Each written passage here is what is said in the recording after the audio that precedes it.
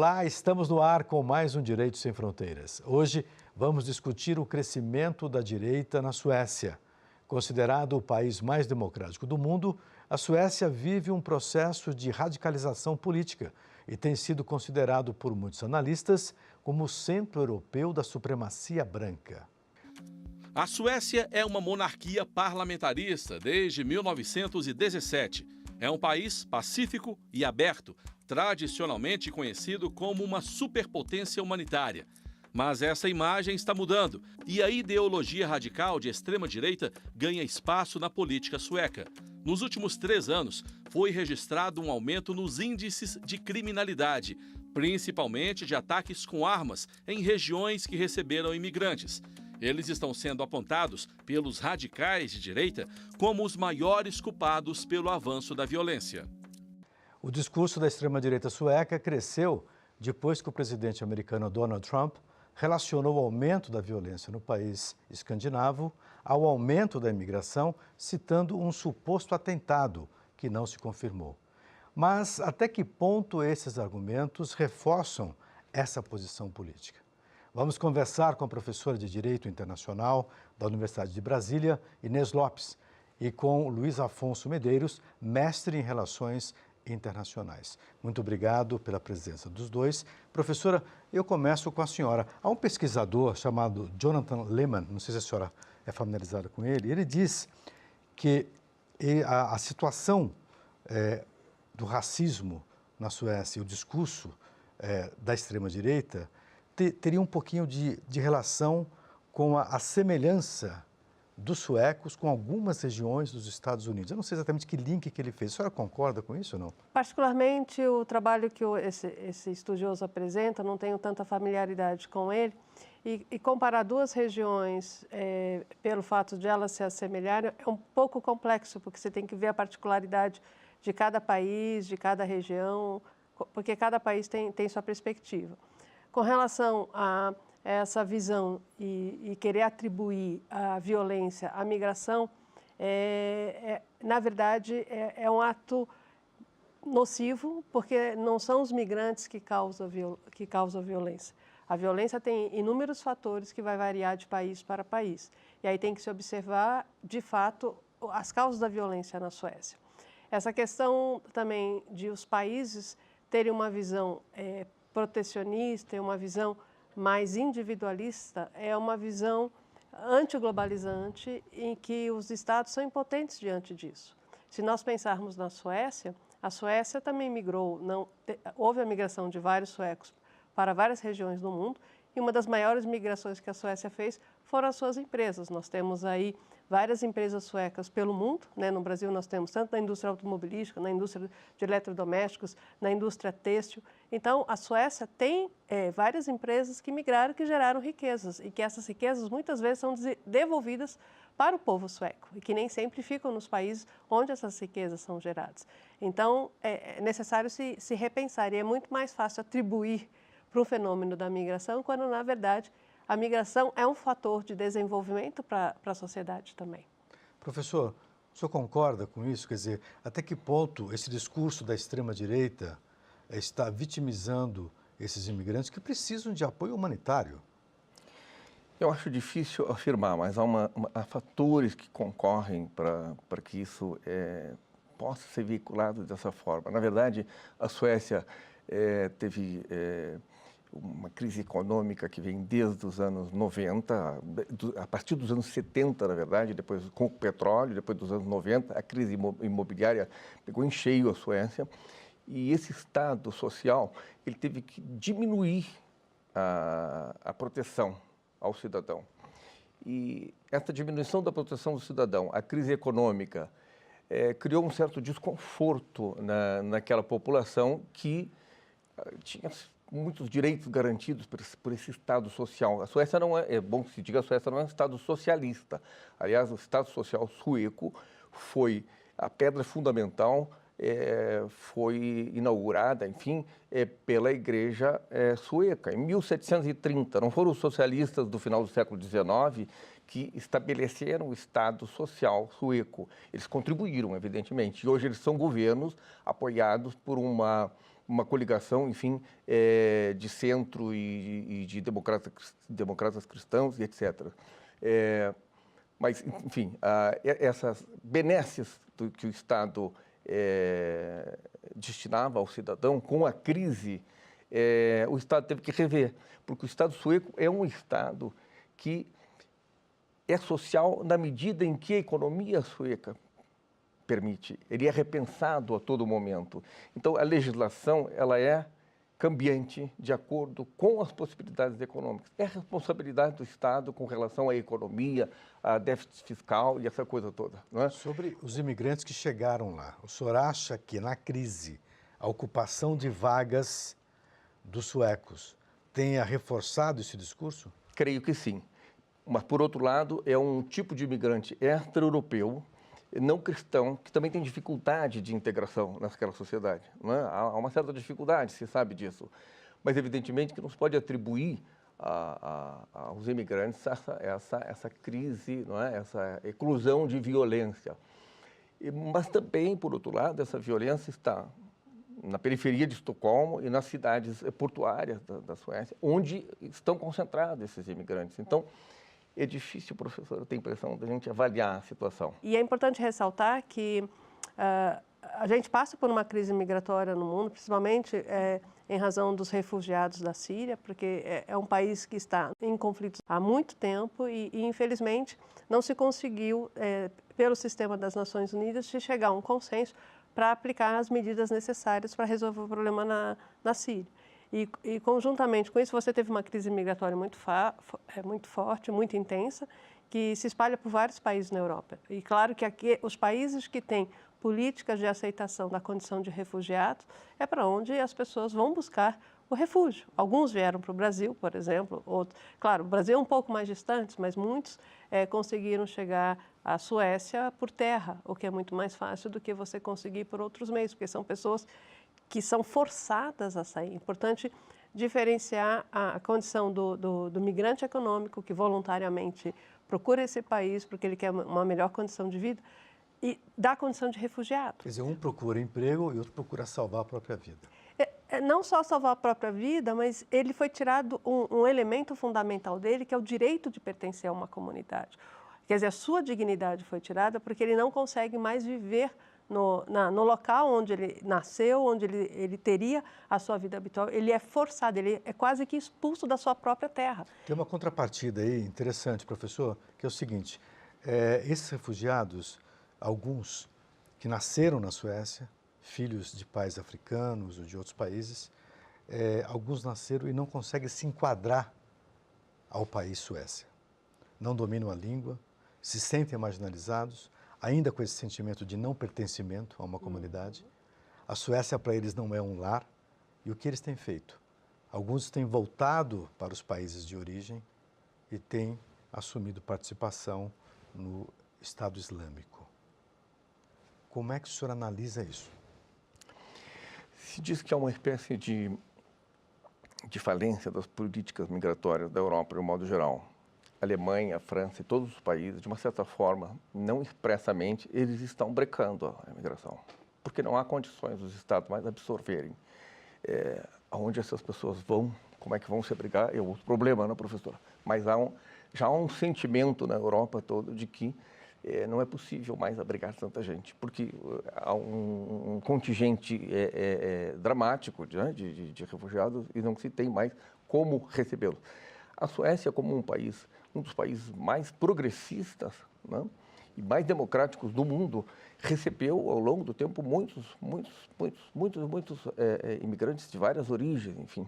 É evidente que há que se cuidar esse tipo de postura, né, de extrema-direita, etc., isso sempre existiu. Elas estão adormecidas.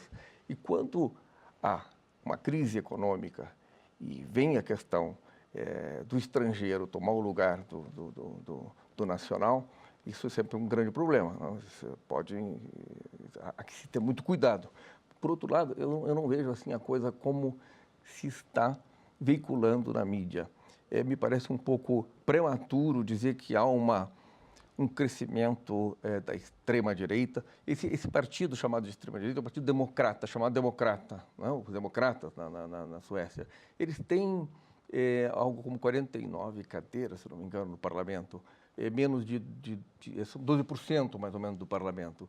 E a Suécia é governada por um partido socialista, partido social-democrata, os verdes, e apoiada por uma coalizão de centro-direita e democratas cristãos. Então, essa força política está muito longe de determinar como será o Estado amanhã ou depois.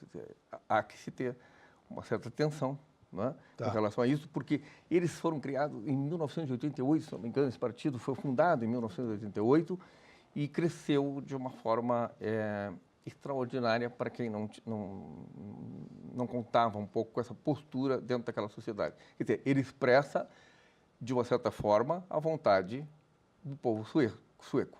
Então, tem que ficar atento a isso. Já voltamos aqui. Professora, a situação dos imigrantes que não se sentem suecos, não se sentem abrigados, não se sentem pertencentes a uma comunidade e que aderem a um exército terrorista, violento, como o Estado Islâmico.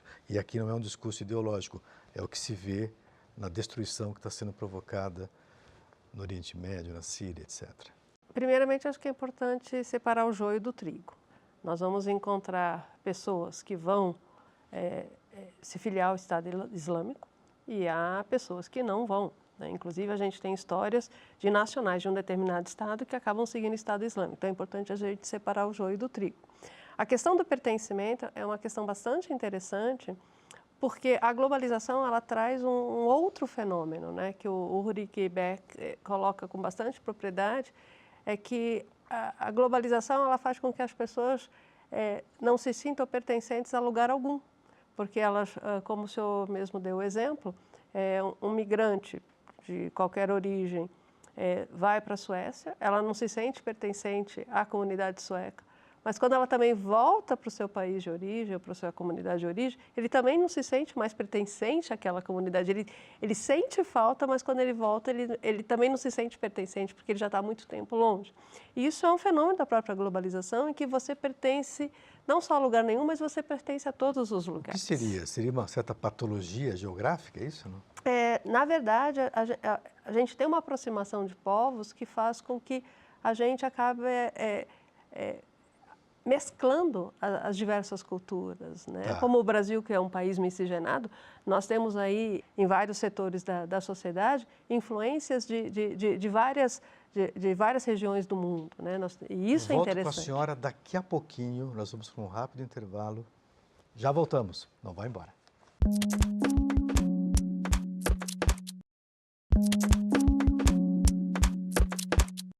Estamos de volta com Direitos Sem Fronteiras. O assunto de hoje é o crescimento da extrema-direita na Suécia. Professora, nós estávamos falando no bloco anterior sobre essa questão da globalização e a falta de pertencimento de quem vive nesse sistema. A globalização, me parece, é uma demanda do capital para a produção mundial e as pessoas estão no meio disso, se mudando ou em busca de emprego ou até fugindo de conflitos em suas terras. Como que a senhora explica isso? É uma patologia geográfica o que nós estamos vivendo? Não acredito que seja definitivamente uma patologia geográfica. Eu acredito que a complexidade da vida social levou à globalização.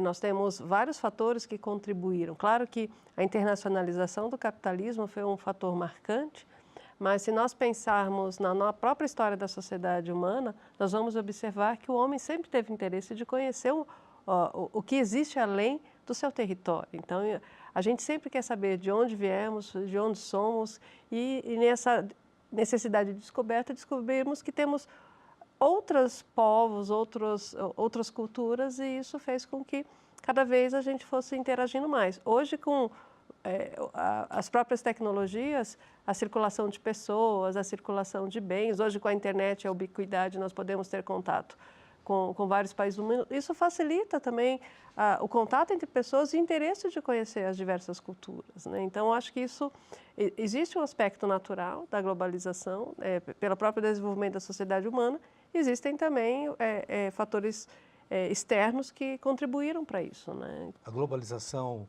tem gerado mais conflitos para esses refugiados, esses migrantes europeus, africanos? Eu creio que não. Quando as pessoas se deslocam em função do progresso econômico, não há motivo para alardes numa comunidade ou noutra, num país ou Faz noutra. parte do jogo. Faz parte do jogo.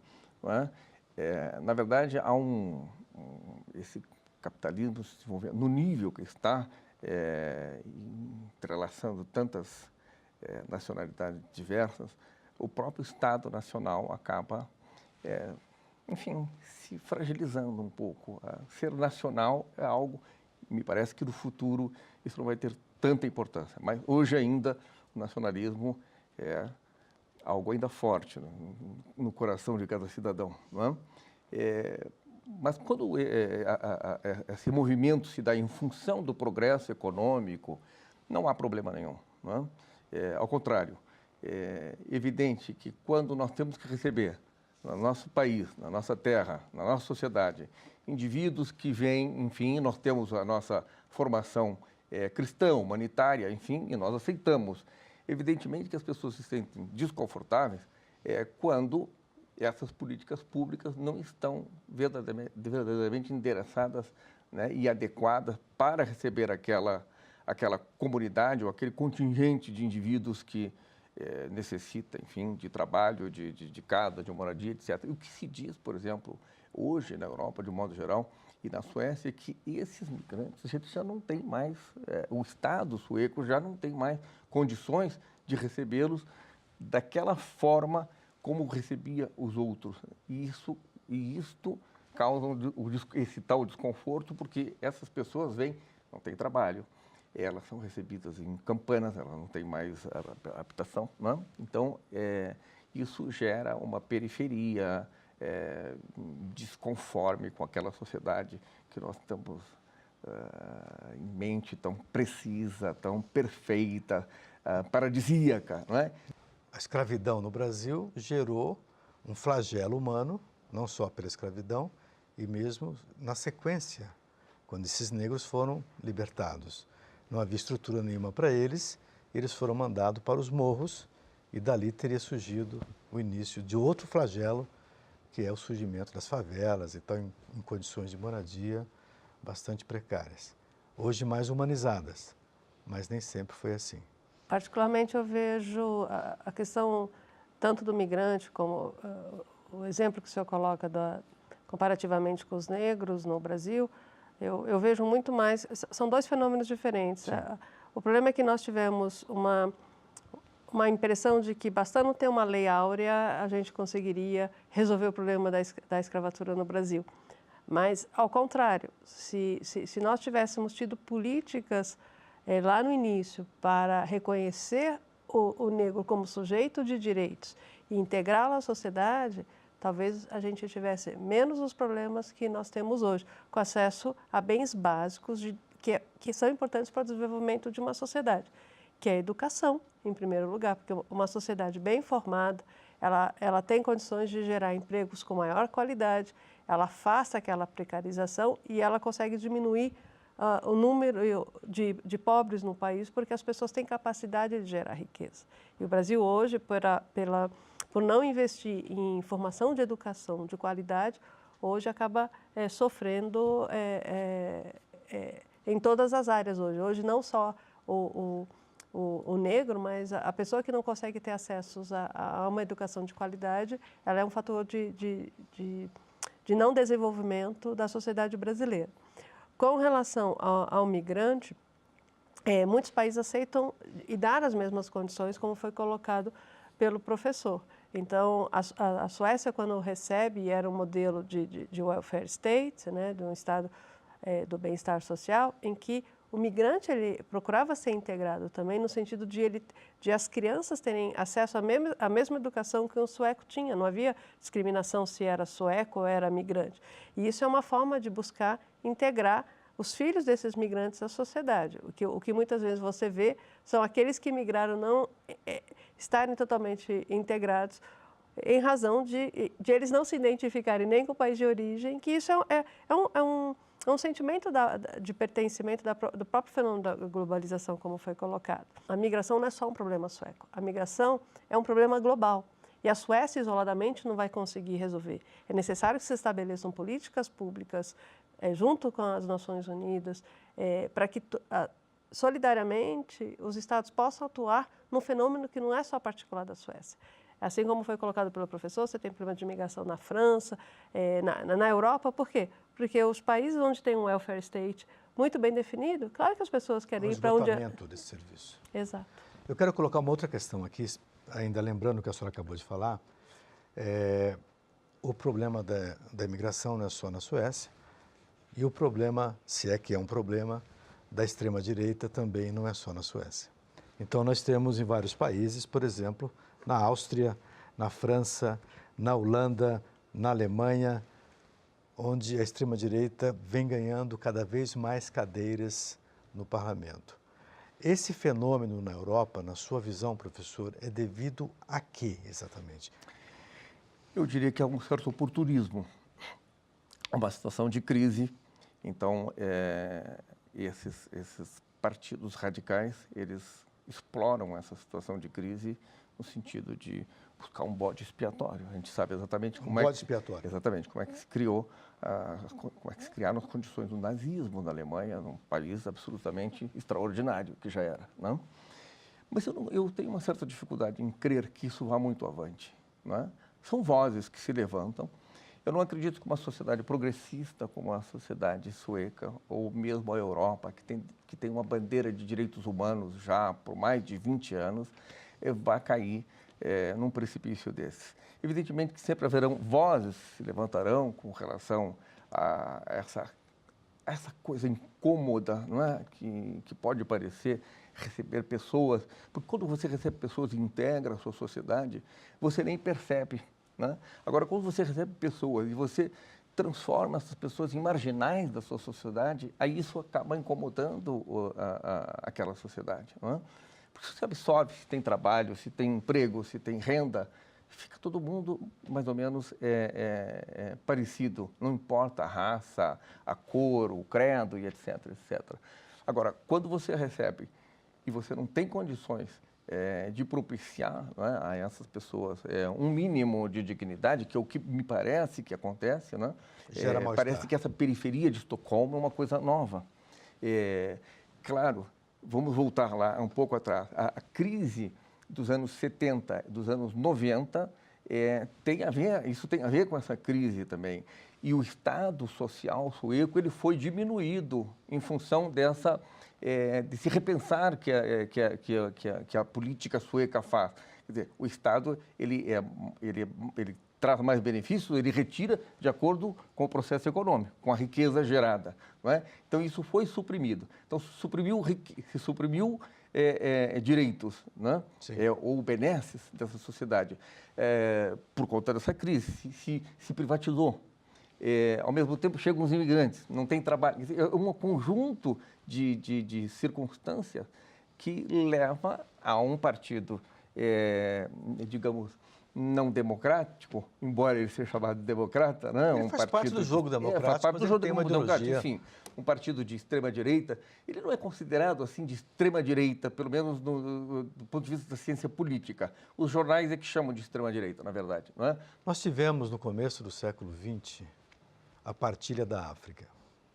A Europa foi para a África, dividiu vários territórios, ocupou vários territórios, sangrou riqueza, muita riqueza foi para a Europa, o desenvolvimento europeu, boa parte veio da África.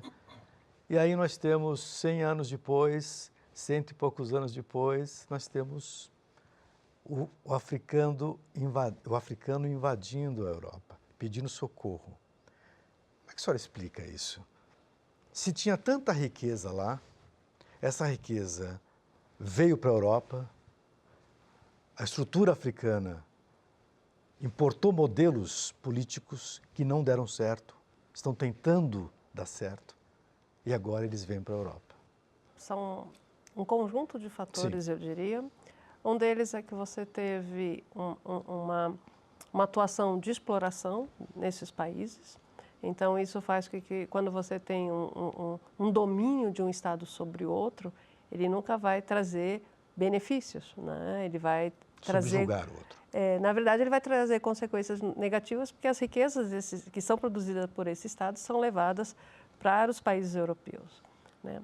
E, ao mesmo tempo, se nós pensarmos sobre a perspectiva econômica, se é posto uma divisão internacional do trabalho, e isso também a gente no Brasil sente agora com as novas medidas adotadas pelo Trump numa visão protecionista, é que nessa divisão internacional do trabalho que nós criamos no mundo,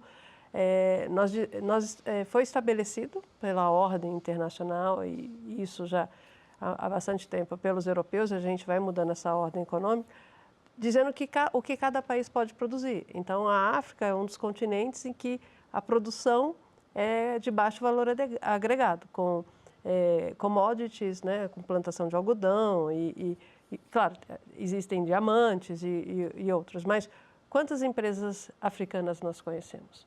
Agora, quando a gente começa a pensar em empresas multinacionais na Suécia, a gente vai ver que essas empresas atuam em várias partes do mundo, são empresas bastante conhecidas.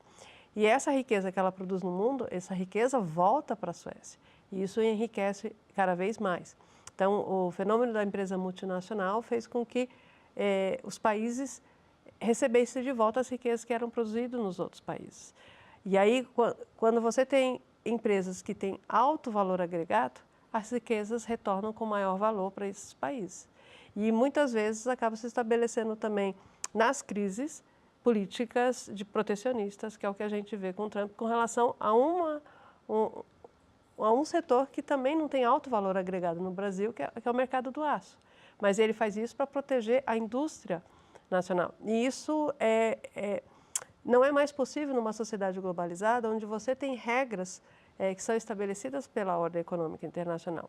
E aí há a ideia de você estabelecer uma política diferenciada hoje para os países menos desenvolvidos, para que eles possam se beneficiar dentro dessa ordem. Perfeito. Agora, o problema é que isso ainda está em grande discussão. Infelizmente, nós chegamos ao final do nosso programa. Eu agradeço muito a presença dos dois. Foi bastante rica a nossa conversa.